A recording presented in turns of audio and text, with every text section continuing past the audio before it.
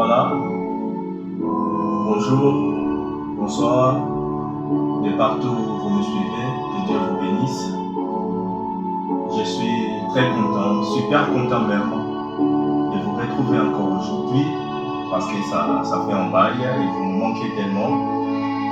Et aujourd'hui, nous allons essayer de partager vraiment un sujet très très important, surtout pour nous les enfants de Dieu, de savoir plus sur ce sujet.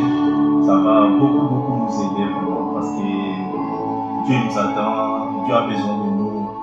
Donc voilà, de partout où vous nous suivez, que Dieu vous bénisse, soyez bénis, vous avec votre famille, vos enfants, tous vos enfants. Donc voilà, que Dieu vous bénisse.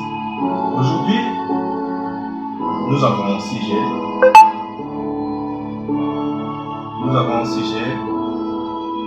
Et le sujet est comment devenir un enfant de Dieu. Comment devenir un enfant de Dieu. Déjà, il y a quelqu'un peut-être qui dit, mais est-ce qu'on n'est pas enfant de Dieu? Point d'interrogation. Je ne sais pas si vous êtes déjà enfant de Dieu. C'est aujourd'hui que nous allons tout connaître sur ça. Parce que quand on était petit, on nous disait qu'on est tous enfants de Dieu. Donc voilà. Aujourd'hui, nous allons essayer de partager sur ça. C'est vrai que c'est un sujet vraiment très complexe, mais je vais essayer d'être un peu trop clair pour aider aussi les autres à bien comprendre ce que nous allons partager aujourd'hui. Donc voilà. Avant d'aller droit au but sur notre sujet, j'aimerais d'abord bien commencer par définir l'homme parce que c'est important par rapport à ça. J'aimerais d'abord commencer par définir l'homme et puis définir les trois dimensions qui fait l'homme. Là, je ne voulais pas vraiment parler des trois parties parce qu'il y a une différence entre le parti et une dimension. Donc voilà, là je précise bien, je parle des trois dimensions de l'homme. Donc voilà, sans plus tarder, qui est l'homme? Parce que notre sujet est vraiment basé sur l'homme. Qui est l'homme? Là, je vais donner la définition biblique bien sûr. L'homme, c'est un être spirituel.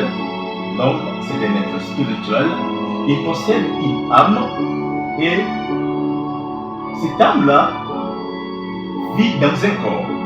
Donc voilà, par définition, l'homme, c'est un être spirituel. Il possède une âme et puis il vit dans un corps. Donc voilà, là je parle déjà des trois dimensions. Si vous avez bien suivi la définition, là je parle déjà de l'esprit, et puis suivi de l'âme, et puis suivi des corps. En fait, c'est quoi l'utilité de ces trois dimensions alors? L'esprit de l'homme permet l'homme d'être en contact avec le monde spirituel. Là c'est l'esprit. Et puis l'âme de l'homme permet l'homme d'être en contact avec le monde psychologique. Donc, quand je parle du monde psychologique, là je vois l'environnement, là je vois la société, là je vois les humains, donc voilà, tout comme ça.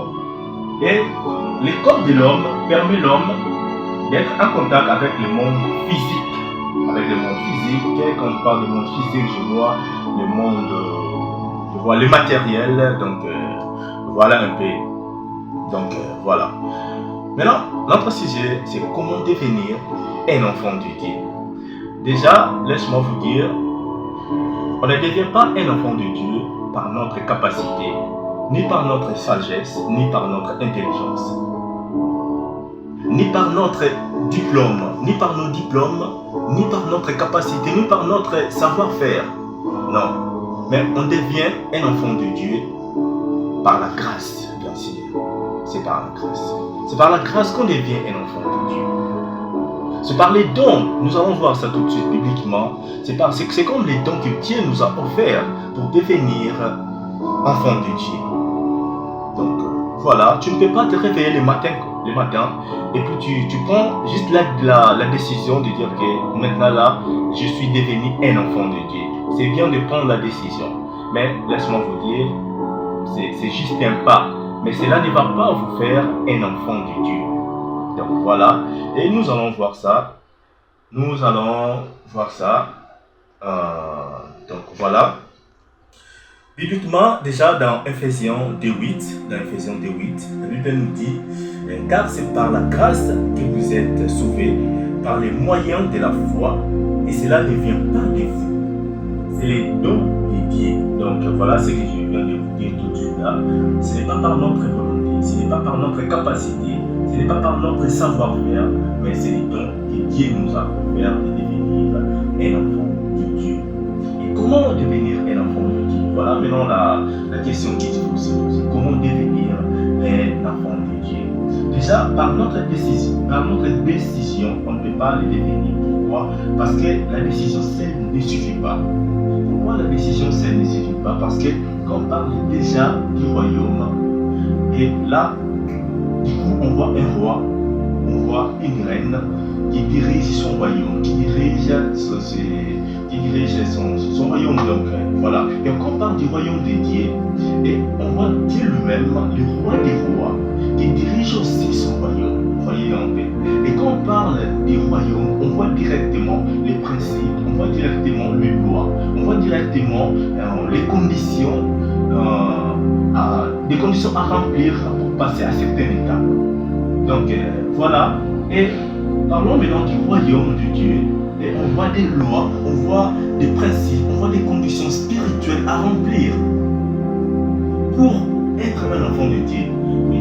Beaucoup de monde, beaucoup de personnes, seront données par rapport à ça. Oui, c'est biblique et nous allons voir ça tout de suite. Déjà, nous allons lire le livre de Jean 1, 12, 13, le livre de Jean 1, 12, 13, et ça va beaucoup nous aider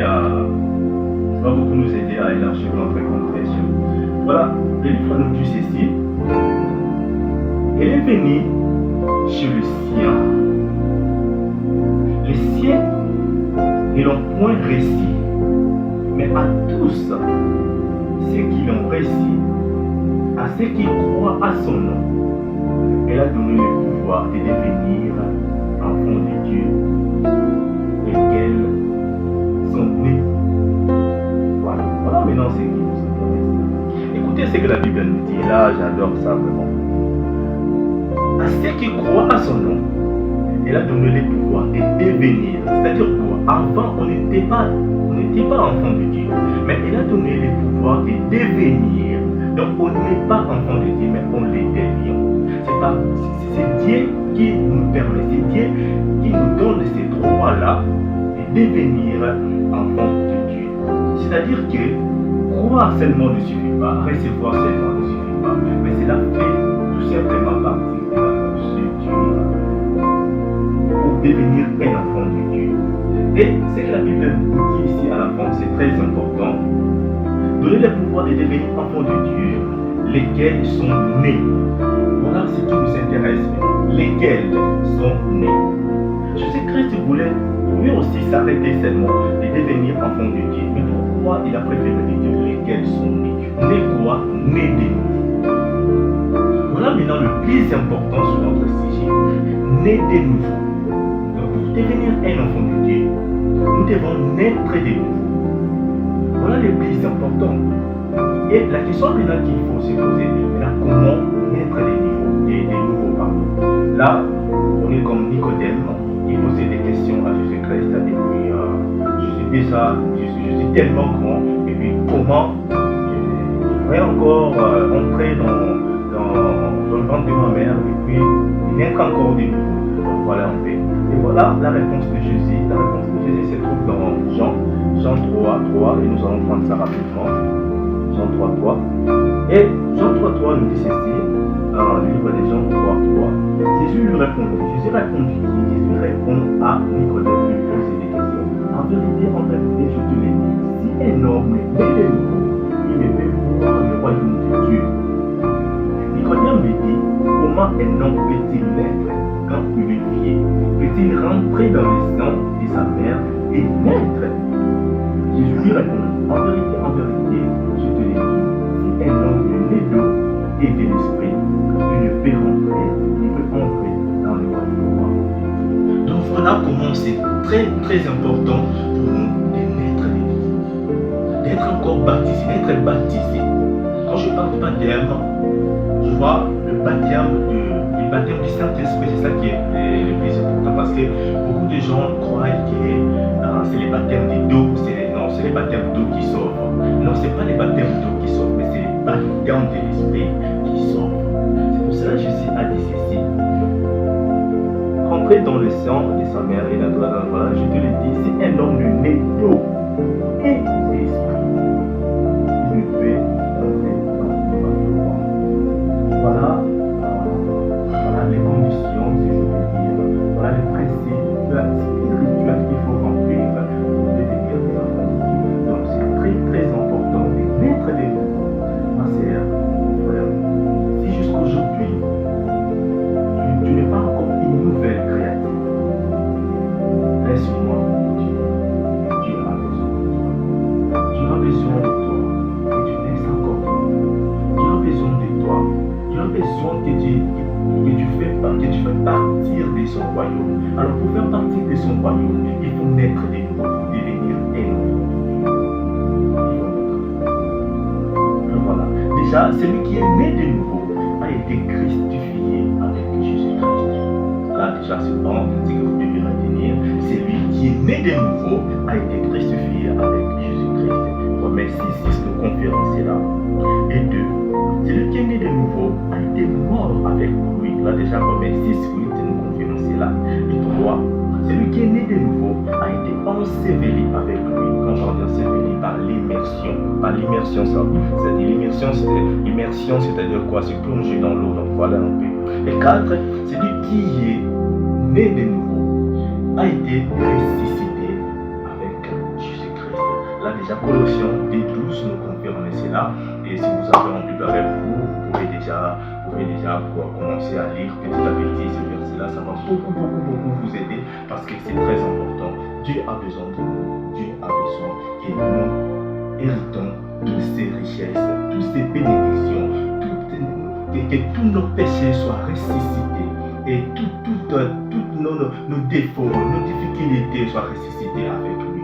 Alors pour bénéficier de tout cela, il faut devenir un enfant de Dieu. Alors pour devenir un enfant de Dieu, tu dois naître de nouveau, c'est-à-dire quoi? Par les baptêmes d'eau et du Saint-Esprit. C'est pour cela qu'il est écrit dans la Bible qu'il n'y a aucune condamnation pour ceux qui sont en Jésus-Christ. Wow, j'aime ça. Il n'y a aucune condamnation pour ceux qui sont en Jésus-Christ. Alors, la question qu'il faut se poser, pourquoi il n'y a aucune condamnation pour ceux qui sont en Jésus-Christ? Et la réponse se trouve dans Colossiens 2:14 qui nous dit « Il a effacé l'acte dont les ordonnances nous condamnaient et qui subsistait contre nous et il a détruit en les courant à la croix. » J'adore ça. Pourquoi il n'y a plus de condamnation pour ceux qui sont en Jésus-Christ? Il a effacé. Qui a effacé? C'est Dieu lui-même qui a effacé l'acte dont les ordonnances nous condamnaient. Donc, tel que tu me suis là, tel que tu es là, si tu n'es pas encore né de nouveau, sache-le bien qu'il y a toujours des actes, il y a toujours des ordonnances qui te condamnent jusqu'à présent. C'est pourquoi, rien que parce que tu n'es pas encore né de nouveau. C'est pour cela que je lance cet appel. Essayez de partager ces messages.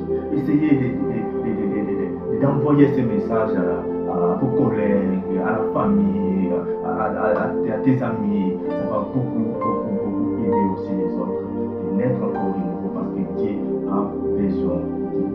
Et lorsque tu es né de nouveau, Dieu va effacer l'acte dont les ordonnances nous condamnent ou dont les ordonnances t'ont condamné toi parce que tu n'es pas encore devenu enfant de Dieu et nous